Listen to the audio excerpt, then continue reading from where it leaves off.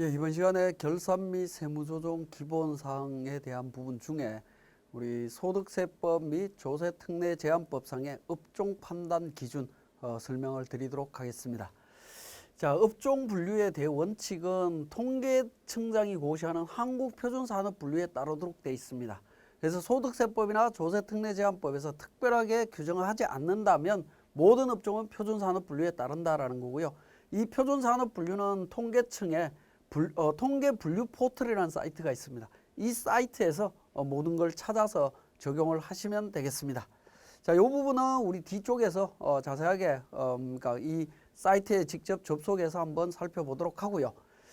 자, 그 다음에 업종 분류에 있어서 주택 신축 판매업에 대한 부분들을 잠깐 살펴보면, 주택 신축 판매업이라고 하면 우리 사업자 등록 신청할 때 내가 가지고 있는 땅에다가 건설업자한테 건물을 지어라라고 요청을 하고 그 건물 지어서 그러니까 완공이 되게 되면 분양하는 방식이 되겠습니다. 자, 그러한 경우에 업종이 어떻게 되느냐는 부분인데, 직접 건설 활동을 수행하느냐 하는 부분입니다.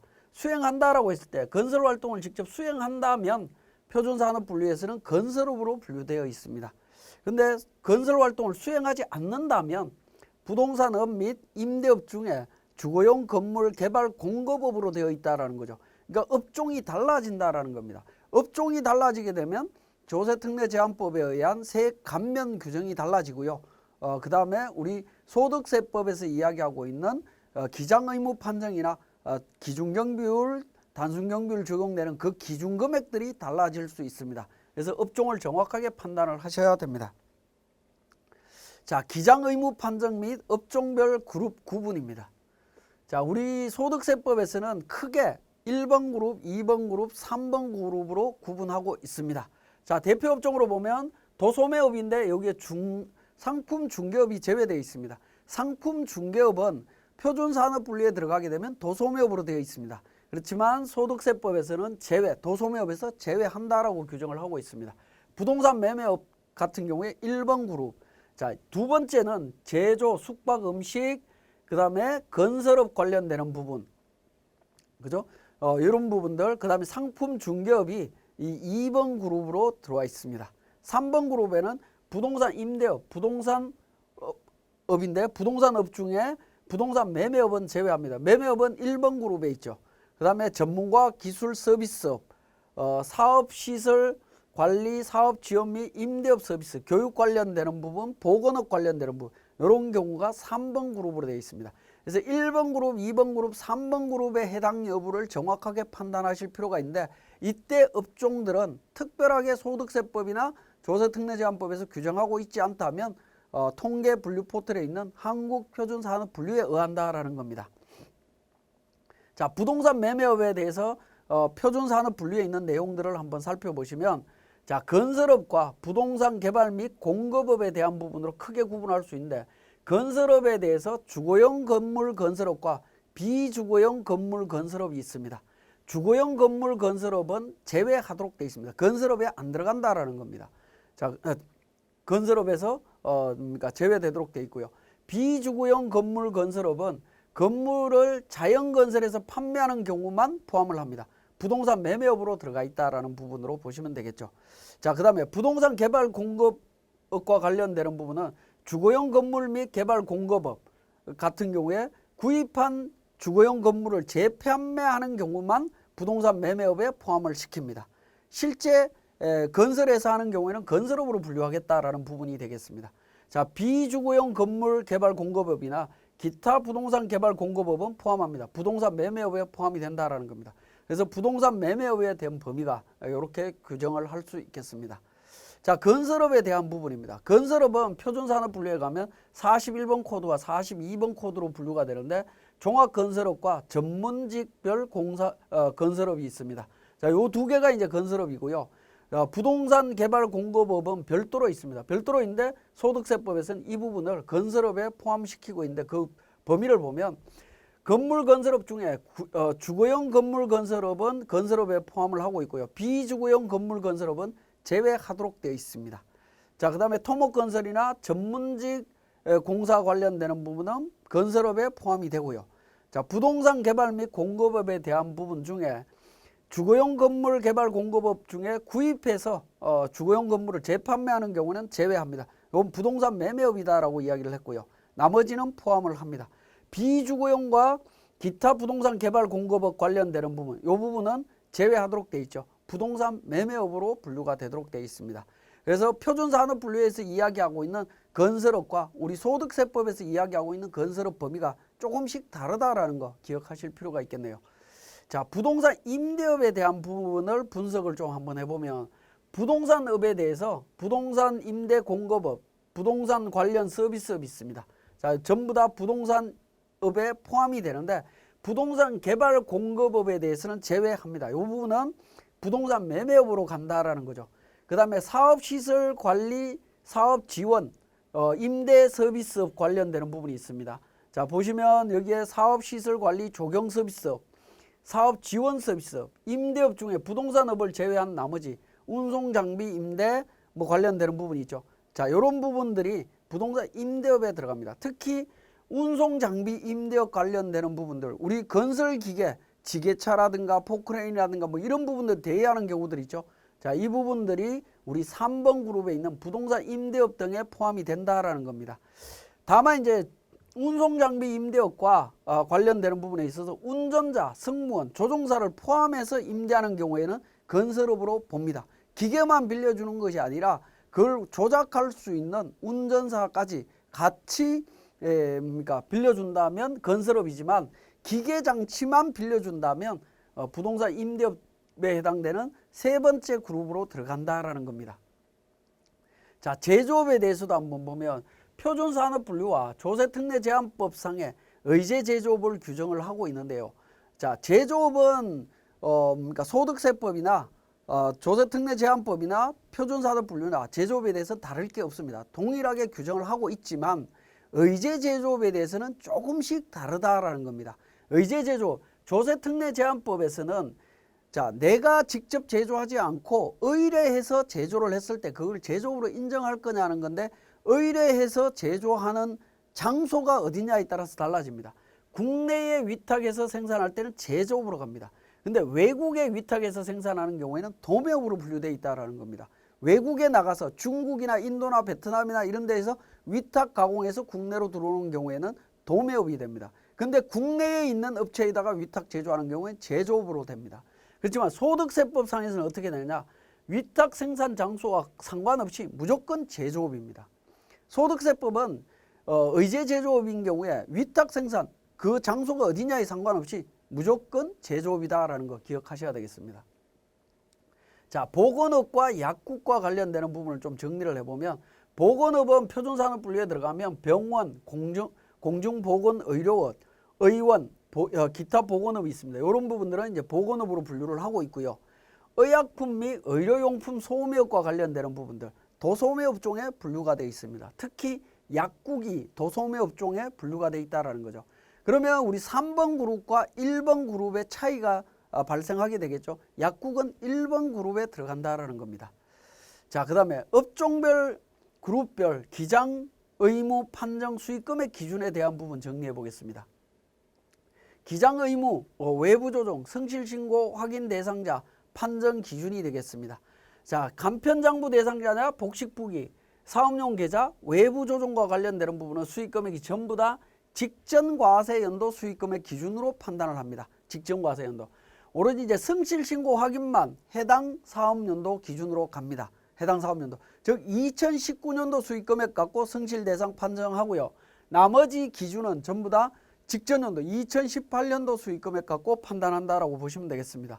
자, 1번 그룹에 해당이 되면 1번 그룹이 도소매 부동산 매매에 관련되는 부분이었죠. 3억 기준입니다.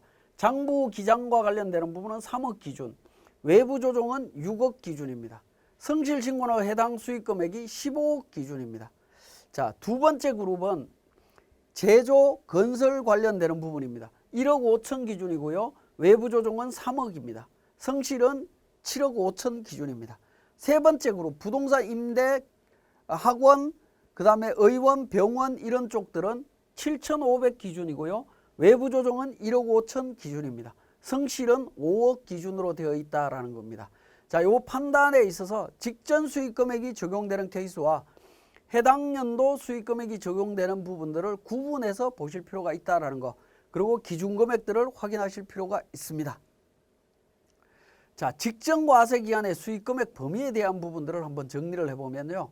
자, 직전 과세 기간의 수익 금액은 결정 경정으로 증가된 수익 금액을 포함합니다. 이건 뭐 과거부터 있던 내용이니까 당연한 겁니다. 그러니까 2019년도 종합소득세 신고할 때 기장의무 판정할 때 2018년도에 세무조사나 수정신고나 뭐 이런 부분이 있었다라고 하면 그걸로 인해서 증가된 수익금액 전부 다 포함해서 계산해야 된다라는 겁니다.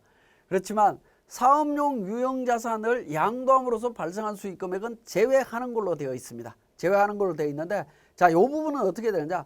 성실신고 확인은 2020년 2월 11일 이후 성실신고하는 분부터 적용한다. 그러니까 19년도부터 적용하겠다라는 부분이고요. 외부 조정에 대해서도 동일하게 외부 조정하는 분부터 적용한다. 2019년도부터 적용을 합니다. 자, 복식부기 의무자냐라는 부분은 2020년 2월 11일이 속하는 과세기간의 소득분에 대해서 장부를 기록 비치하는 분부터 적용한다. 이 이야기는 뭐냐면 2020년도부터 적용한다라는 얘기인데, 자, 2020년도 기준에 복식부기 의무자냐 아니냐를 따질 때는 직전 연도로 봐야 되겠죠. 19년도 수익금액에 요 금액을 뺀 금액을 기준으로 판단해서 20년도부터 판단하겠다라는 부분입니다. 자, 그렇게 적용을 해주시면 되겠고요.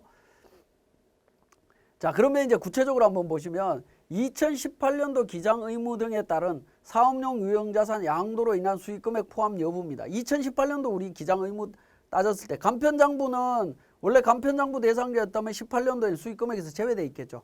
그죠?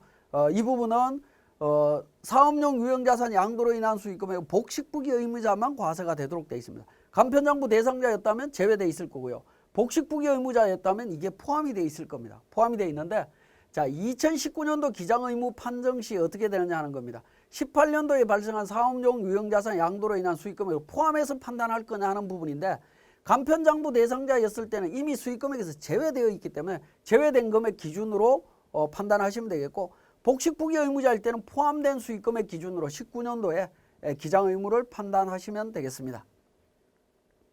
자, 신규로 사업을 개시한 사업자라는 의미가 어떤 거냐라는 부분인데, 간편장부 대상자로서 전기 수익금액이 0원입니다. 신규로 사업을 개시했다라는 의미는 사업자 등록을 새로 냈다라는 의미가 아니라 사업자 등록을 새로 냈다 하더라도 직전 연도에 수익금액이 없어야 되겠습니다. 그죠? 직전 연도 수익금액이 제로인 사람을 신규 사업자라고 이야기를 합니다. 자, 그 다음에 영세사업자에 대한 특례가 있는데요. 욕탕업에 대한 부분입니다. 우리 기장의무 판정과 성실신고 확인 대상 판정이 조금 다른데, 기장의무 판정을 할 때는 욕탕업은 2번 그룹으로 하도록 되어 있습니다. 2번 그룹으로. 자, 2번 그룹으로 판정을 한다. 1억 5천 판정을 한다라는 부분입니다. 원래 욕탕업은 3번 그룹으로 되어 있습니다. 3번 그룹으로 되어 있는데 2번 그룹으로 판단한다라는 거고요. 성실신고 확인 대상 판정 기준은 3번 그룹으로 갑니다. 3번 그룹으로 판단한다. 원래대로 판단하겠다라는 부분입니다. 그럼 우리 욕탕업이다라고 했을 때 업종이 어떻게 되느냐 하는 부분인데, 표준산업분류에 가보시면 욕탕업은 96121번으로 되어 있습니다. 이런 업종들. 자, 보면 공중목욕탕, 대중목욕탕, 그 다음에 찜질방이나 그러니까 황토방, 뭐 한정막 이런 부분들이 우리 욕탕업에 들어간다라는 겁니다. 여기에 해당되시는 분들은 그러니까 구분 기준을 잘 보셔갖고 기장의무 판정과 성실 대상 기준이 다르다라는 거 기억을 하시면 되겠습니다. 자, 성실신고 확인 대상자 특례 기준이 되겠습니다. 자, 사업서비스업은 3번 그룹으로 판정을 한다라는 부분인데요. 사업서비스업 중에 변호사부터 시작해서 공인노무사 업종, 여기에 해당되는 분들 중에 1번 그룹이나 2번 그룹에 포함이 된다 하더라도 이런 업종들은 그냥 3번 그룹으로 보겠다라는 겁니다. 3번 그룹으로 보고 판단하겠다라고 보시면 되겠습니다. 자, 간편장부 대상자 적용 배제 업종이 되겠습니다.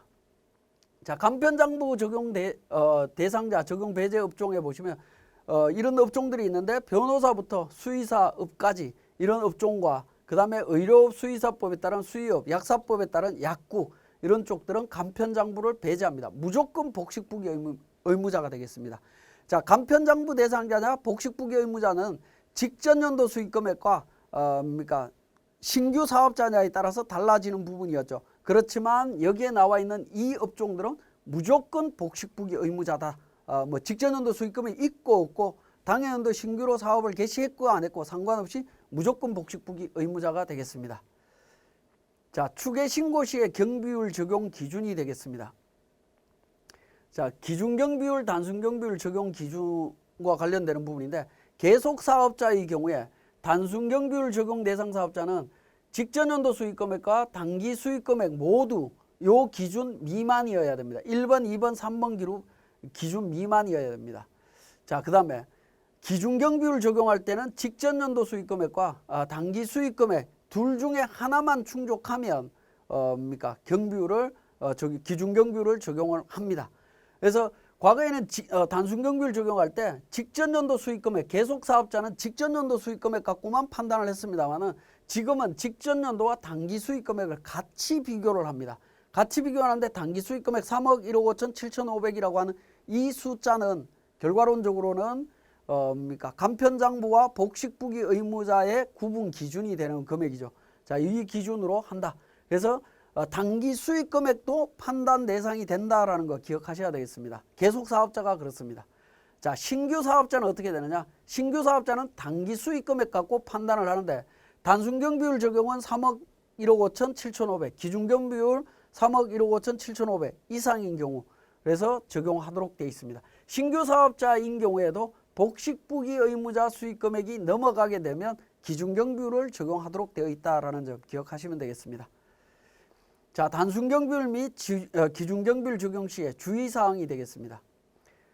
자, 수익금액, 사업용 유형자산 양도 수익금액을 포함하느냐 하는 부분인데 우리 기장의무나 성실 외부 이런 부분 판단할 때 제외한다라고 했었죠. 제외한다라고 했지만 단순 기준경비율 추계 신고할 때는 수익금액에 포함을 합니다. 포함을 하는데 자, 보시면 2019년도 추계 신고 시에 경비율 판정 시에 2018년도 발생한 사업용 유형자산 양도로 인한 수익금액 포함 여부가 되겠습니다. 간편장부 대상자는 원래 수익금액이 아니었기 때문에 제외한 금액을 기준으로 단순 기준경비율 판단하시면 됩니다. 자, 복식부기 의무자인 경우 복식부기 의무자로 수익금액이 있었다라고 하면 포함한 금액 기준으로 해서 판단을 해주시면 되겠습니다. 이게 이제 기장의무와 성실 대상 판단에 대한 부분이 조금 다르다라는 겁니다.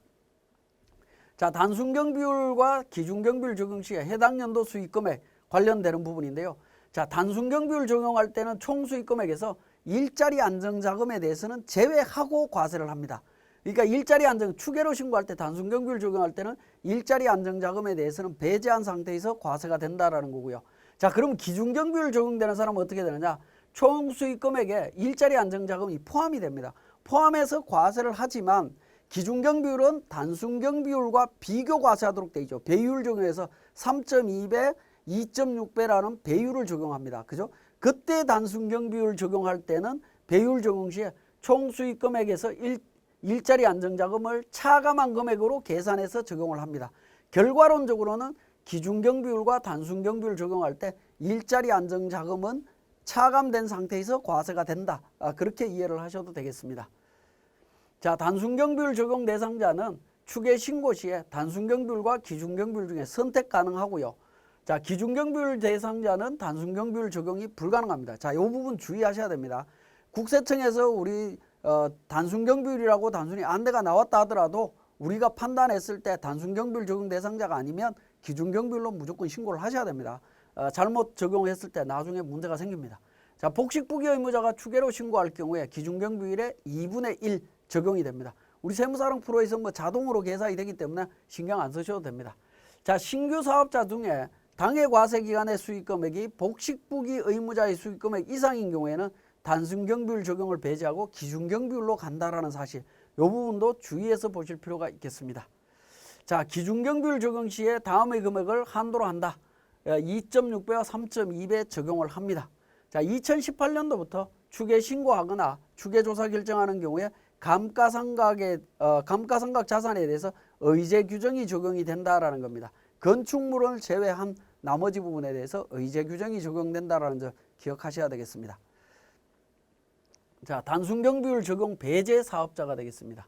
자, 의료업 수의업 약국 개설과 관련되는 부분, 전문 자격사 관련되는 부분, 그 다음에 현금 영수증 미감행한 사람들, 신용카드 발급이나 발급을 거부했거나 이런 경우에는 단순 경비율을 적용하지 않습니다.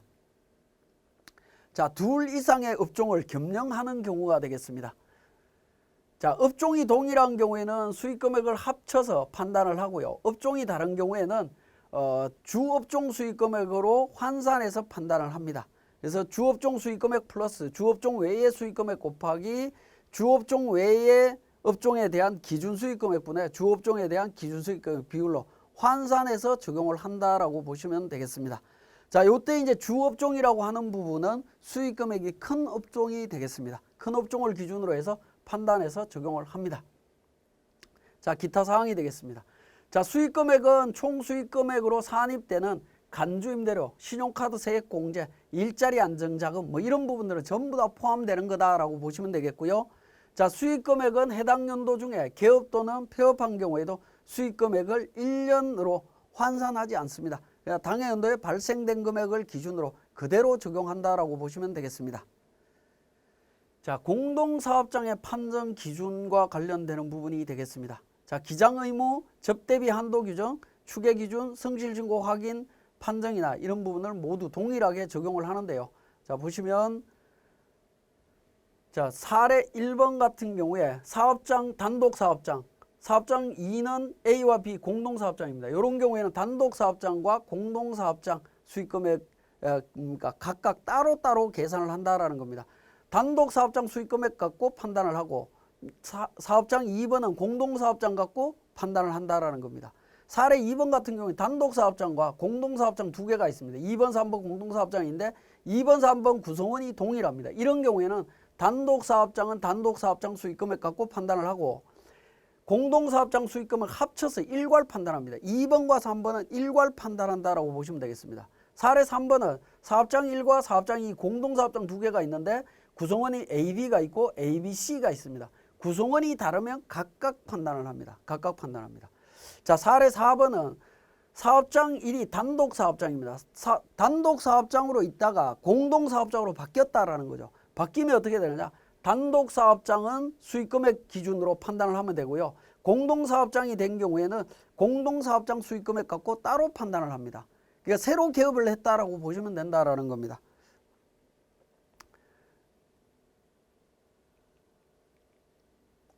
자, 상속이 발생했을 때 과세 문제가 되겠습니다. 자, 피상속인과 상속인의 소득금액에 대한 소득세는 각각 구분해서 과세를 합니다. 상속인의 기장 의무를 판정할 때 상속 이전의 사업소득이 있는 경우에는 기존 사업소득에 대한 기장 의무에 따라서 그대로 적용하면 됩니다. 자, 부모님 걸 물려받았을 때 내가 사업하고 있다. 근데 내가 복식부기 의무자다. 그럼 물려받은 사업장도 복식부기가 된다라는 의미입니다. 자, 상속 이전에 사업소득이 없는 경우에는 신규 사업자로 봅니다. 그리고 간편장부 대상자가 되고요. 단순경비율 적용 대상자가 될 수 있습니다. 소규모 사업자로서 추계 시에 무기장 가산세 적용하지 않습니다. 복식 기장할 때에는 기장세액 공제도 적용이 된다라는 겁니다. 그래서 상속 이전에 사업소득이 전혀 없었다라고 했을 때 물려받게 되면 신규 사업자가 됩니다.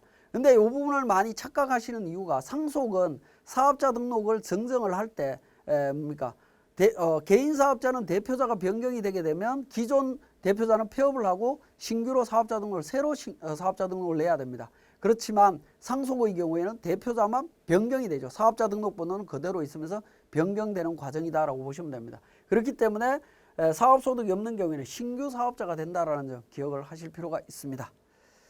자, 그러면 이제 우리 표준산업 분류와 관련되는 내용을 간단하게 우리 그 홈페이지를 통해서 한번 확인해 보도록 하겠습니다. 자, 업종 분류와 관련해서 업종에 대한 부분은 한국표준산업분류에 따른다라고 말씀을 드렸습니다. 자, 한국표준산업분류는 우리 통계분류 포털이라고 하는 사이트에서 확인을 하실 수가 있고요. 통계분류 포털 안에 보시면 한국표준산업분류라고 있습니다. 이 한국표준산업분류를 클릭을 하셔갖고 왼쪽에 보시면 소개가 있고 검색이 있습니다. 자, 검색 기능을 통해서 업종을 찾으시면 되겠습니다. 보통은 이제 분류 내용이나 분류 검색이 있는데 분류 내용 보기를 통해서 적용을 하셔도 됩니다. 자, 분류 내용 보기를 적용을 하게 되면 클릭을 하게 되면 그 내용이 나오는데요. 표준산업분류 A 농업, 임업, 어업부터 시작해서 마지막에 국제 및 외국 기관까지 업종이 이렇게 나와 있습니다. 그리고 상단에 보시면 차수가 나오는데요. 자, 표준산업분류는 지금 10차 개정이 이루어져 있고 이 10차 개정 사항이 우리 세법에 전부 반영이 되어 있다라고 보시면 되겠습니다.